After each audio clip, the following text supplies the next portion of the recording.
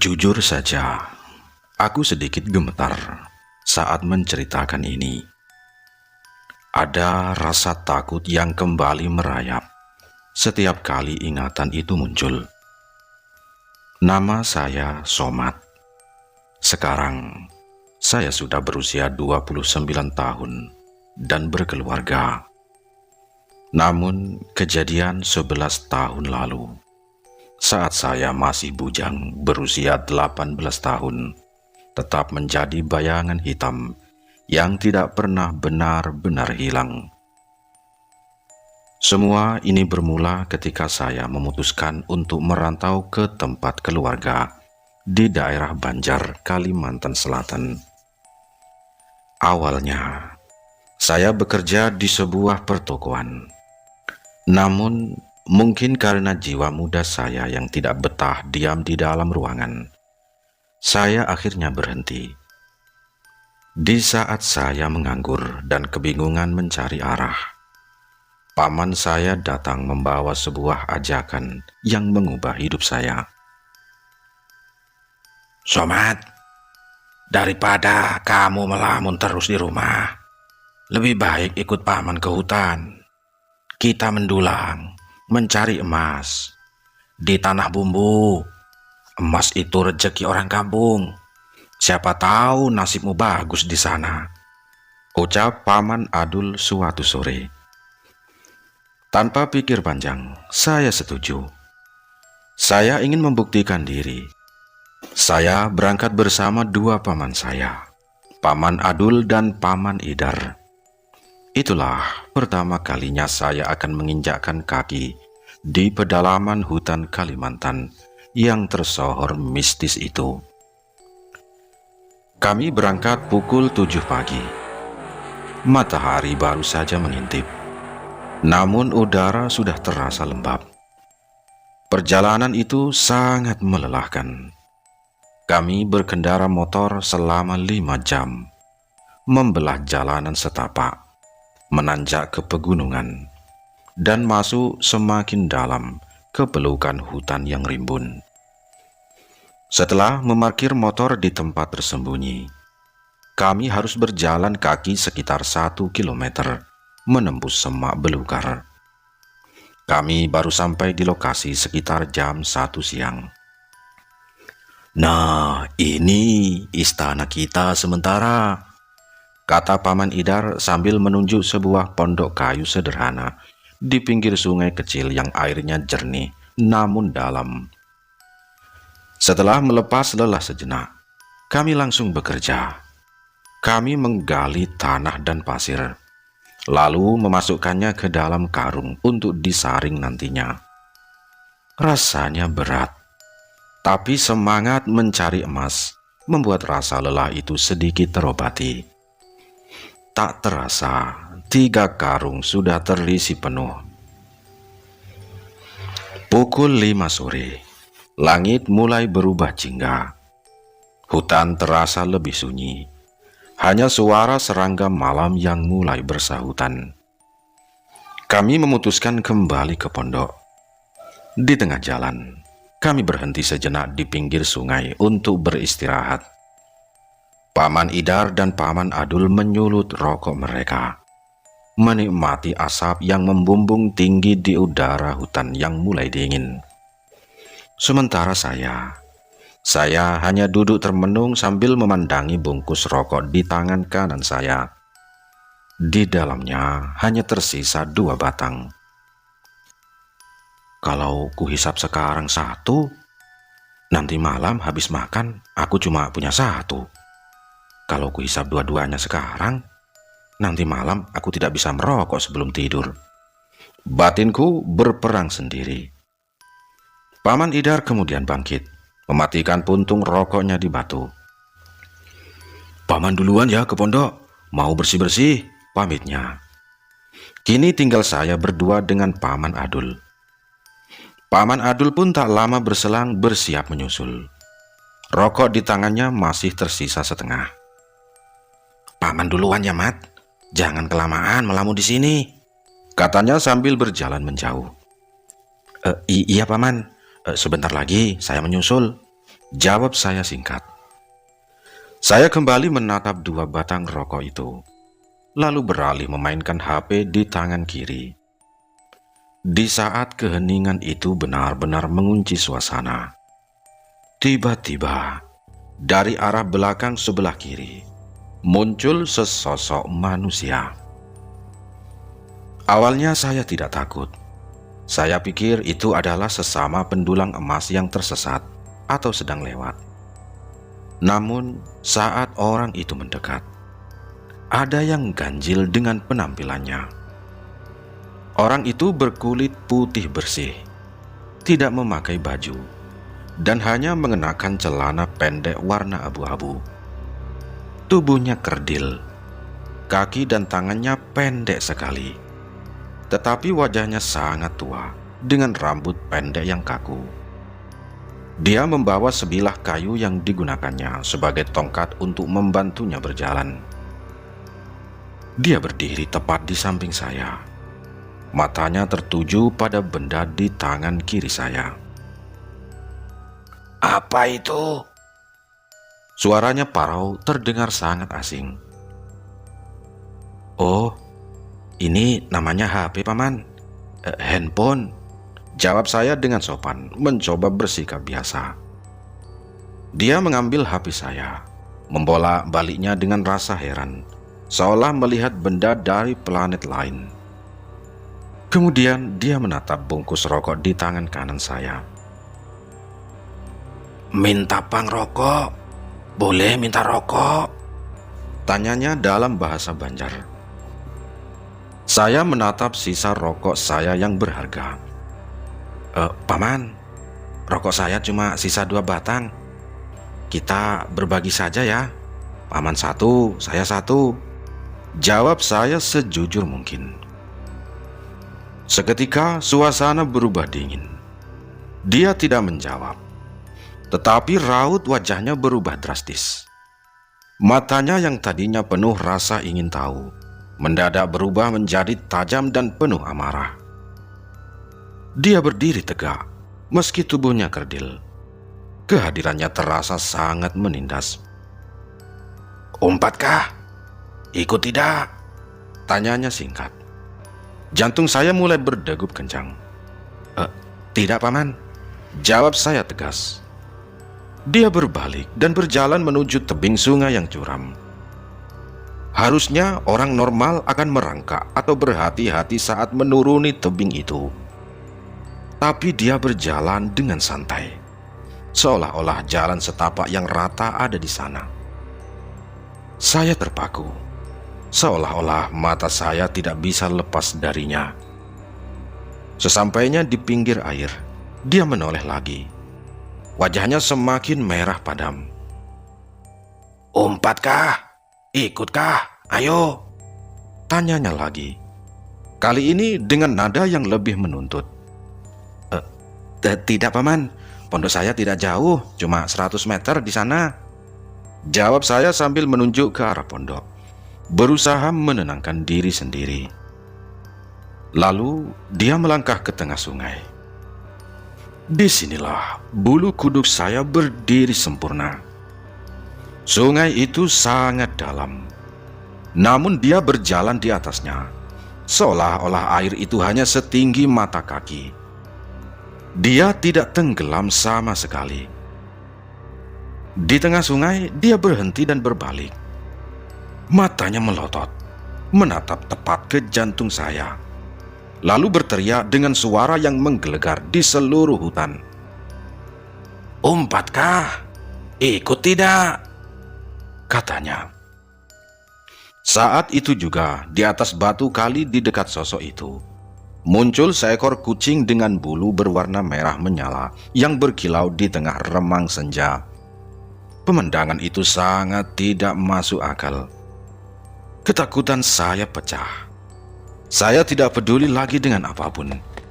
Saya berlari sekencang mungkin menuju pondok, meninggalkan sungai itu tanpa menoleh ke belakang.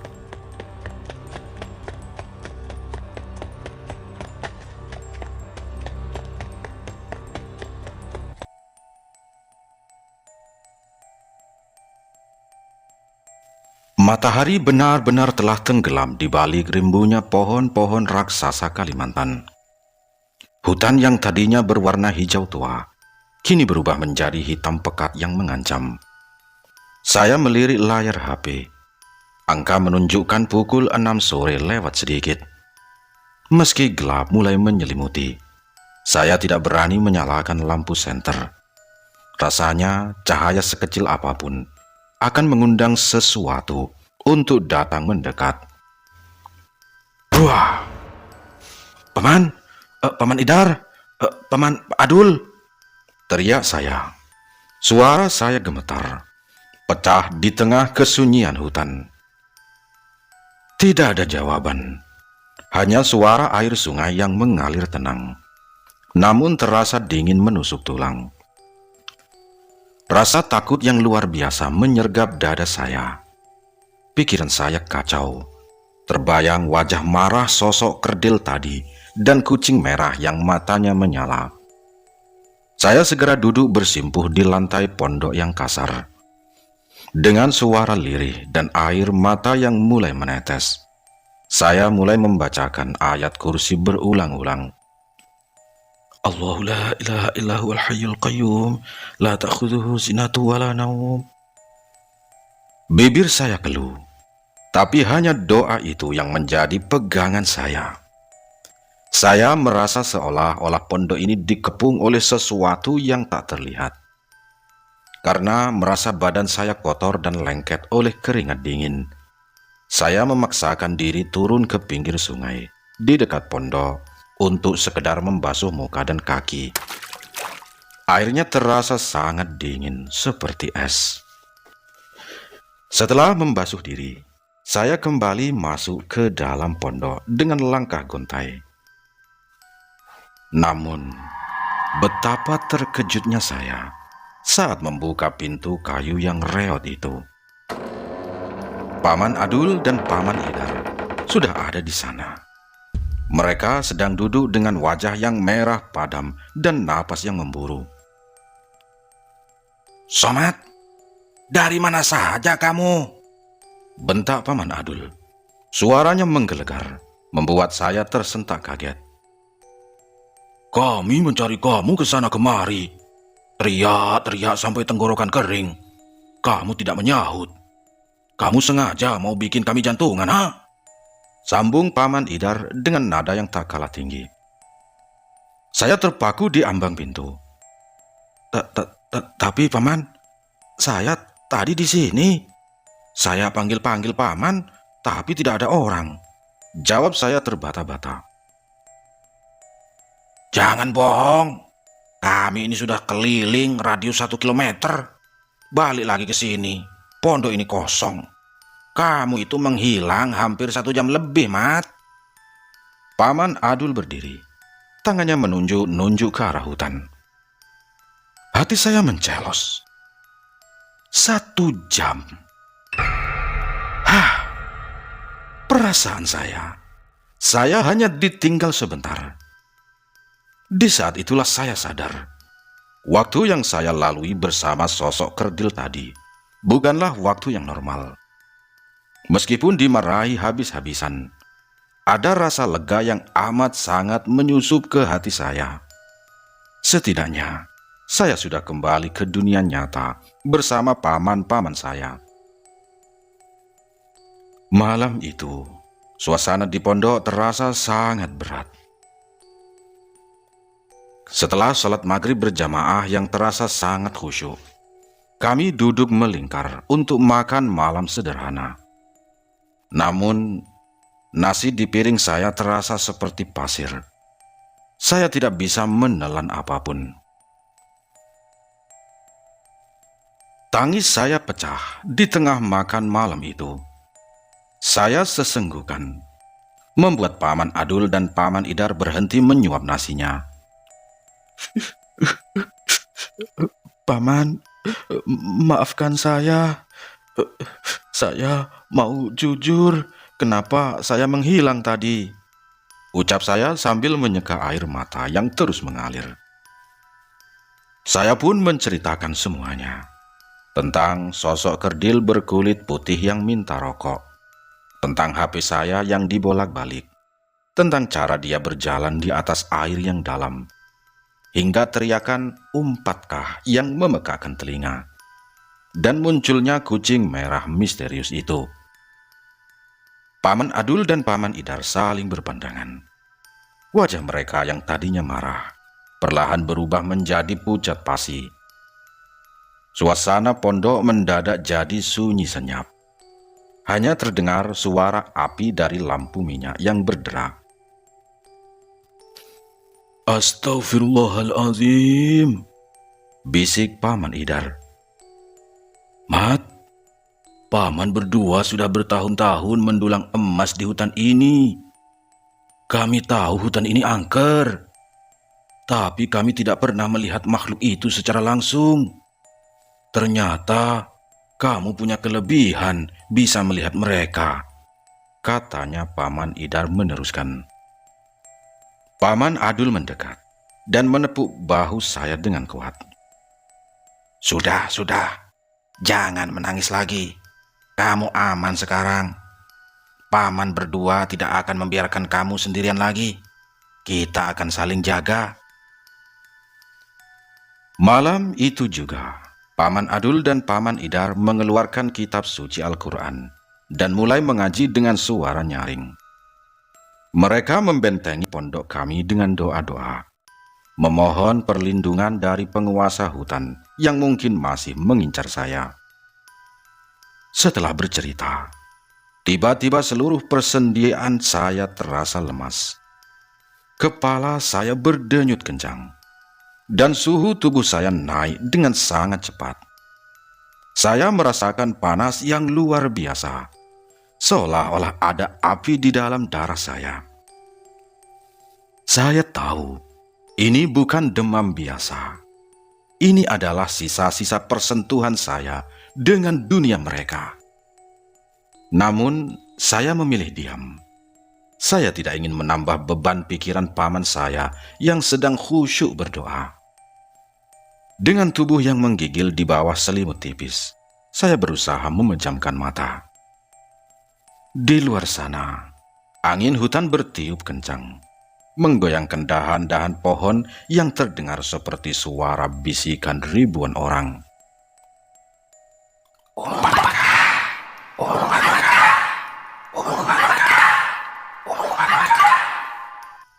Suara itu seolah-olah masih terngiang di telinga saya, sebelum akhirnya saya jatuh pingsan dalam tidur yang tidak tenang.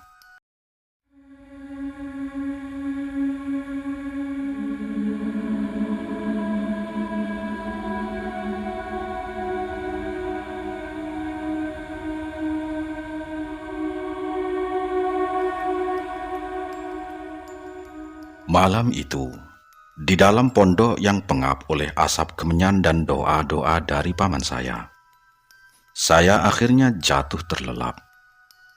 Namun, tidur saya bukanlah istirahat, melainkan awal dari sebuah perjalanan panjang ke dunia yang tidak seharusnya saya injak. Dalam mimpi itu, saya kembali berdiri di pinggir sungai yang sama. Sosok kerdil itu sudah menunggu di sana. Tanpa suara, dia memberi isyarat agar saya mengikutinya. Anehnya, dalam mimpi saya tidak punya kuasa untuk menolak. Kaki saya melangkah sendiri, menembus kabut tebal yang tiba-tiba menyelimuti hutan. Saat kabut itu menyingkap, saya terperangah. Di depan saya berdiri sebuah perkampungan yang sangat ramai. Bangunannya tertata rapi. Namun ada sesuatu yang membuat bulu kuduk saya berdiri. Semua orang di sana tidak memiliki wajah. Wajah mereka rata, polos tanpa mata atau mulut. Mereka semua mengenakan baju berwarna abu-abu yang seragam dan memakai topi caping atau topi sawah yang menutupi bagian atas kepala mereka. Mereka bergerak kaku, Namun semuanya seolah-olah sedang mengawasi kedatangan saya. Si bapak kerdil itu menepuk bahu saya dan menunjuk ke sebuah arah. "Kenalkan, ini putriku." Suaranya bergema di kepala saya. Dari balik kerumunan orang yang tak berwajah itu, tiba-tiba muncul seorang gadis. Jantung saya seakan berhenti berdetak. Dia sangat cantik. Kecantikannya tidak seperti manusia biasa. Kulitnya putih bersinar, rambutnya hitam legam terurai, dan matanya teduh namun menghanyutkan. Gadis itu tersenyum dan menggandeng tangan saya. Dia membawa saya berkeliling, melewati taman bunga yang warna-warninya belum pernah saya lihat di dunia nyata. Kami melewati air terjun dengan air sebening kristal, danau yang tenang, dan pepohonan yang buahnya tampak sangat lezat. "Indah kan? Kamu akan bahagia di sini," bisiknya lembut. Kami berjalan layaknya sepasang kekasih di dalam surga yang tersembunyi. Saya merasa sangat tenang, seolah-olah beban hidup saya hilang seketika. Setelah puas berkeliling, kami kembali di tengah kampung. Ribuan orang tak berwajah itu langsung mengelilingi kami. Suasananya mendadak menjadi formal dan tegang. Seseorang membawakan sebuah baju abu-abu, persis seperti yang mereka pakai, dan menyodorkannya kepada saya. Namun, entah kenapa, hati kecil saya menolak untuk memakainya. Si bapak kerdil kemudian maju ke depan. "Somad, aku ingin kamu menikahi putriku. Tinggallah di sini selamanya bersama kami," ucapnya dengan nada yang sangat serius. Dalam pengaruh sihir mimpi itu, saya menjawab pelan. "Iya, Paman. Saya mau. Tapi saya harus minta izin dulu kepada bapak saya di rumah," kataku. Mendengar jawaban itu, orang-orang tak berwajah itu tampak sangat senang. Mereka bersorak tanpa suara. Sebuah pemandangan yang sangat mengerikan. Si bapak kerdil mengangguk puas. "Baiklah, kalau begitu, aku tunggu jawabanmu. Secepatnya kabari aku," katanya.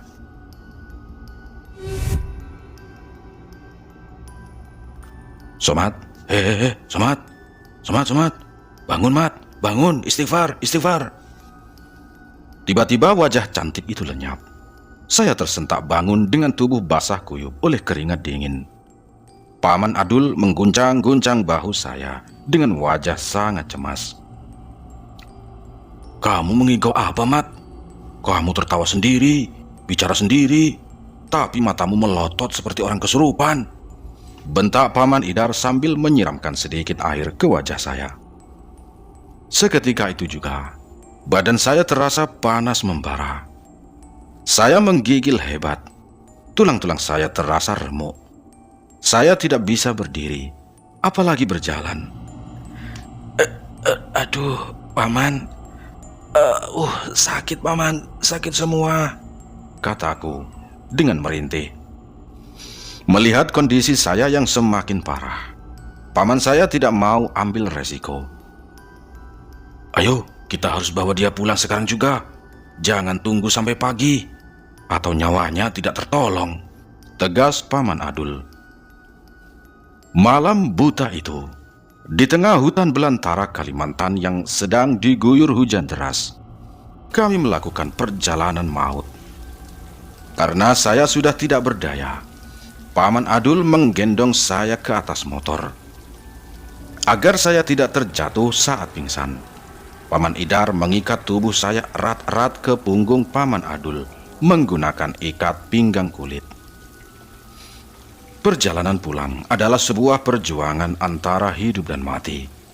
Seolah-olah penunggu hutan itu tidak rela saya dibawa pergi.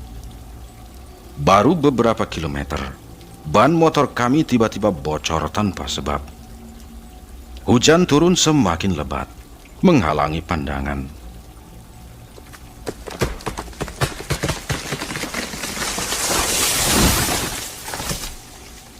Sebuah dahan pohon raksasa tumbang tepat di depan motor kami. Hampir saja menghantam kepala saya. Paman Adul terus memacu motornya sambil mulutnya tak berhenti membaca doa. Dia bercerita kemudian bahwa selama di atas motor, saya bertingkah sangat aneh. Saya yang sedang pingsan tiba-tiba bersikap kemayu seperti perempuan, membelai rambut paman dan berbisik-bisik manja. Saya sama sekali tidak sadar telah dirasuki oleh sang putri yang ingin ikut pulang. Menjelang subuh, kami sampai di sebuah perkampungan Dayak. Paman segera mencari pertolongan ke rumah seorang tokoh adat atau penyembuh di sana. Begitu saya diturunkan, orang Dayak itu langsung menatap saya dengan tajam. Padahal kami belum bercerita apa-apa. Kenapa anak bujang dibawa ke daerah itu? Di sana itu kerajaannya orang kerdil, ucap orang Dayak itu dengan suara berat. Mereka sudah menanam tanda di jiwa anak ini. Dia hampir saja menjadi menantu mereka, katanya melanjutkan. Singkat cerita, 4 hari lamanya saya terbaring sakit di sana. Antara sadar dan tidak, orang Dayak itu memberikan pengobatan tradisional dan berpesan satu hal yang sangat penting kepada bapak saya yang segera datang menjemput. Sebelum dia tidur, bisikkan di telinganya ya. Aku tidak mengizinkan anakku menikah dengan anakmu. Batalkan semua janji yang pernah diucapkan. Seperti itu, lakukan itu sampai dia benar-benar pulih, pesan sang penyembuh. Bapak saya melakukan pesan itu dengan penuh kasih sayang setiap malam. Perlahan, panas di tubuh saya turun. Bayangan wajah cantik gadis itu mulai memudar, berganti dengan rasa syukur karena saya masih diberikan kesempatan untuk hidup. Sejak kejadian itu, saya sembuh total. Namun, trauma itu tidak pernah hilang. Hingga saat ini, di usia saya yang ke-29, saya tidak pernah lagi berani menginjakkan kaki ke dalam hutan lebat atau naik ke pegunungan.